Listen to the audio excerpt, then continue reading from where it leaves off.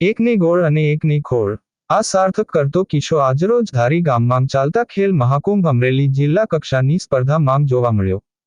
એક બાજુ ગુજરાત સરકાર ખેલ મહાકુંભના નામે વિવિધ રમતો વિદ્યાર્થીઓ પાસે રમાડી અને ખેલાડીઓ પ્રોત્સાહન પૂરું પાડે છે, ત્યારે બીજી તરફ અમુક શિક્ષકો કેવો ખેલાડીઓને કેવો અન્યાય કરે છે તે સાંભળો। પોતાના અંગત સ્વાર્થ ખાતર વિદ્યાર્થીઓને રમવા દેતા નથી। ખાંભાના કનવીર એમ કહે છે કે એક ગામની જ ટીમ ભાગ લઈ શકે, અલગ અલગ ગામની ટીમ ભાગ ના લઈ શકે। જ્યારે અમરેલી જિલ્લાના કન્વીનરને ટેલિફોનિક પત્રકારોએ સવાલ પૂછતા મેડમ એવો જવાબ આપ્યો કે અમોને વાંધો નથી, પણ ખાંભાના કન્વીનર પત્ર લખી મનાઈ કરે છે તાલુકા કક્ષાની અલગ અલગ ગામની ટીમ ભેગી થઈ રમી શકે, જ્યારે ખાંભા તાલુકાના લાસા અને પીપળવા ટીમ ભેગી થઈ આ જિલ્લા કક્ષાની કબડ્ડીની ટીમ ભાગ લેવા આવી તો અહીં બેસતા મેન કન્વીનર એમ કહે છે કે અમોનો ખાંભાના કન્વીનર પત્ર લખી આ ટીમને રમવા નહીં દેવી તેવું જણાવી રહ્યા છે।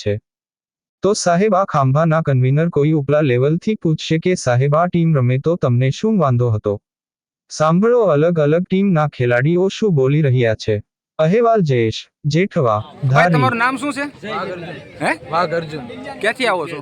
રામપરા રાજુલા। અહીંયા ધારી ખેલમાં કબડ્ડી રમાય। કેટલી ટીમ છે તમારી? એક ક્યાં ને ક્યાંના છો તમે? બાજુ ગામના। ક્યાં ક્યાં ગામના? રામપરા પેરાય કોવાના। પછી બીજું બીજું બધા એ ત્રણ ગામના છે। ઠીક, 3 ગામની સ્કીમ અહીંયા રમો છો તમે? હા ઠીક, અહીંયા રમવાની આપીશ તમને પણ। હા ઠીક, કેટલાક છો તમે વિદ્યાર્થી? વિદ્યાર્થી કેટલાક છે? આ બધા આ લાસાવાળા છે અને પીપળ